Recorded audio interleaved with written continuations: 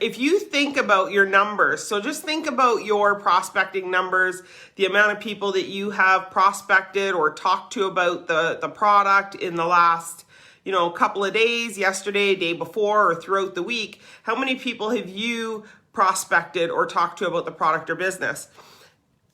Are you happy with those numbers? Are you happy with the numbers of the amount of people that you have reached out to? If you're not, I would say, maybe talk to one or two people before you go to bed tonight. And the key thing is writing down your goals. So every day when you wake up, write down how many people you want to prospect, how many people you want to reach out to, how many people you want to, talk about the product with, or, get in some groups and friends and people. Write that down every day and stay committed to that. Okay? Stay committed to that number. And we're going to talk about commitment a little bit. Now, let's get into commitment. What is commitment really? Commitment is doing the thing you said you were going to do long after the mood has passed. That is commitment. That is commitment. When I did a live every day for 30 days, I was committed to doing that. And I'm telling you, sometimes I got home from work at 11 o'clock at night and I did not want to do that. That was the last thing I wanted to do. It was the last thing on my mind, but I did it anyway because I was committed to doing it. So that is the full power of commitment. That is actually being committed to doing something, okay? You need to, book out your actions, fill your calendar, be more committed to the progress towards your goals. Commit to the daily steps, commit to following up, commit to a more professional Facebook, a more professional look of your Facebook, not sharing stuff on your Facebook, being authentic, being original, commit to being yourself, and commit to showing people who you are on your Facebook and being professional about it. That is a pretty key commitment also, because a lot of times we get stuck and we get kind of back in our old ways. We start committing to it. We clean things up. We stop sharing. We stop posting links. We stop doing all those things where Facebook is literally going to shut down people from seeing your post, and you're not going to get the engagement that you want. We get back into that kind of, old way of doing things, and then we lose our engagement. And that's because we kind of sway from our commitment to keeping our Facebook clean and professional and authentic. And when that happens, you're going to notice a lot of your engagement is going to fall again. And then you gotta, work that back up again by, committing to, again, not sharing posts to your Facebook, being authentic, not posting links, not posting the names of businesses, the names of products, not posting any of that on your Facebook. It is extremely important. So commit to a more professional Facebook, because you always have the power to commit to being a bigger version of yourself. Okay? Stop being that I'll do it if I feel like it kind of person, and you'll see your life change. Hands down. Are you truly committed? Are you going to do it on the days that you don't feel like it, and on the days that you're really busy? Because that's truly what being committed is, right? Pay attention to what your commitments are, because that will dictate the direction that your life is going to take, is where your commitments are in life, right?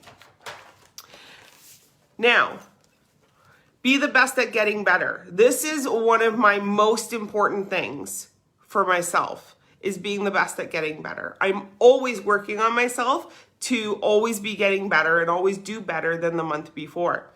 I'm not afraid to say that I need to get better at things. I'm not committed enough on doing lives anymore. I'm working on that and I'm getting better.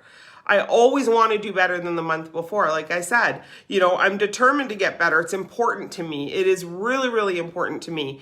If I did 4 new dose customers last month, I want 6 new dose customers this month. That's just the way I work. So I'm always committed to do better than the month before. And I know I'm not always going to be able to do that, but at least I know that I've always given it my best shot. Okay, because I'm always committed to that. Even screwing up sometimes helps me get better. Sometimes that thing that you do that, that you feel like you shouldn't have done, or you feel like maybe wasn't the best thing to post or the best way to do it, you learn from that. When you're dedicated to changing your life, however fast you want to go, if you're dedicated to changing your life will recalibrate. And, recalibration for everyone is different. For me, it was literally losing everything, and more than once. I've lost everything more than once. I've been homeless. I've lived in the street as a single mother. I've, had to eat food out of food banks. I've lost my house. I've hit rock bottom a couple of times, and it was almost like a restart each time to a better version of myself, each and every time, even when I lost my mother. It was the greatest source of growth I ever had each time. Hands down, each time. I became bigger and better inside and out. It forced me to dig deep inside and figure out what I want and how bad I want it.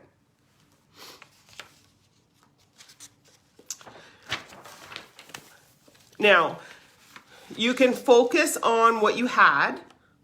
You can dedicate yourself on what you lost, or you can focus on what you want and dedicate yourself to the change. Embrace the change. Because if you truly want change, you have to let go of what you have now. You have to let go of what your current life is. If you truly want a big business, if you truly want to be able to leave your job, if you truly want all of these things, all of these dreams that you have, if you really want those, think about it. Can you have the dreams you want and still have the life that you have now? I would say 99% no. You can't. You have to let go of the life that you have now to have the life that you want.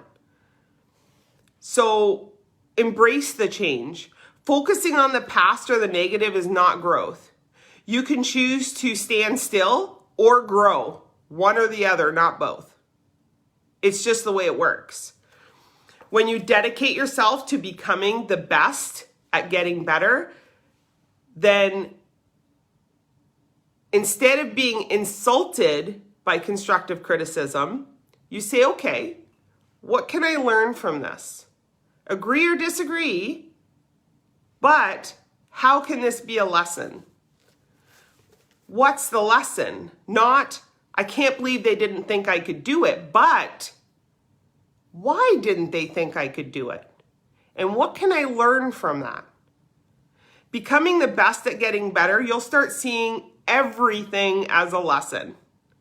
Learn from them, especially the ones that sting the most. I learned the most from the ones that hurt the most. Every single time. It's your call. You can use the tough times, leaders leaving, shipping times, shipping costs, product changes. You can use all these things as excuses to do nothing and crumble, or as fuel on your fire to adapt and learn and get bigger and better. Becoming forged in steel, basically. Challenges are what build leaders. Things that are forged in steel don't bend so easily. And I can tell you, when I started, shipping was $40. It took 2 months to get product. Our shipping in Canada, our product was going across the country, and in most cases didn't even show up here. We were shut down twice. We've jumped through a lot of hoops to keep the business going here, but really it's made us,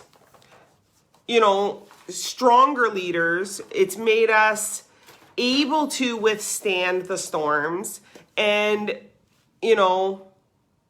help others withstand them too. And, if you surround yourself with people that challenge you to step up your game, you go so much further. Be the little guy in the room. Because if you're the little guy in the room, you feel like you need to work harder. You feel like you need to be bigger, and you feel like you need to challenge yourself. You're not challenged in a room with people that don't inspire you, with people that you don't look up to.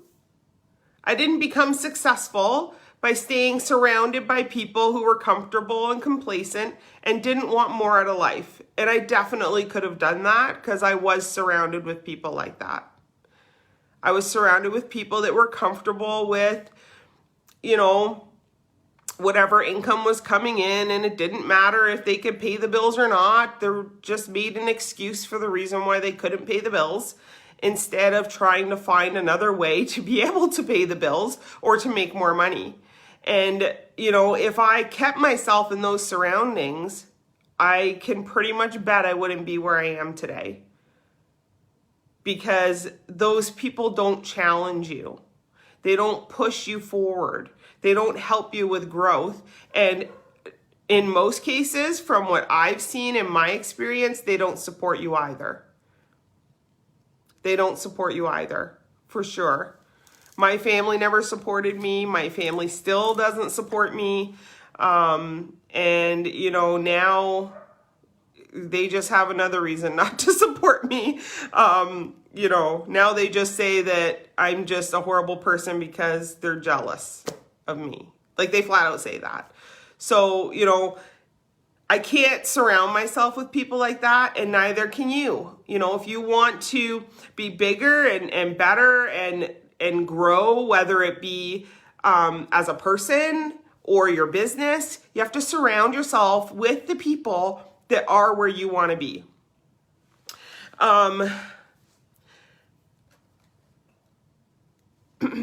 Where was I? Yeah. So I talked with people that were where I wanted to be, and I listened and I learned from them.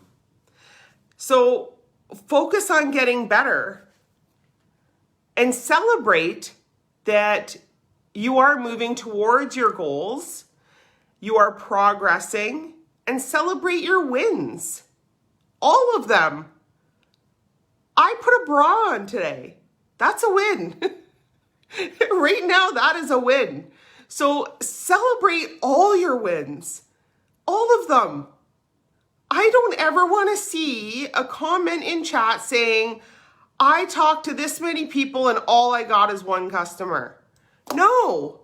You got one customer. That is amazing. Celebrate those wins. Every single one of them. One customer, one recruit, dose, not dose, coffee, whatever it is, celebrate that. It is a win. A win is a win, no matter how big. And the more little wins you have, those are what add up to the bigger wins. But they all start with the little ones. And just like my post that I made on Facebook today, all you need is a spark to make a flame. That's all you need, is one little spark to make a flame. So start your spark and be proud of that and celebrate it. People are looking. Absolutely. Absolutely. And I'm proud of every single thing, every single win, every single growth, whether it be internally or with your business, because it's all amazing, all of it.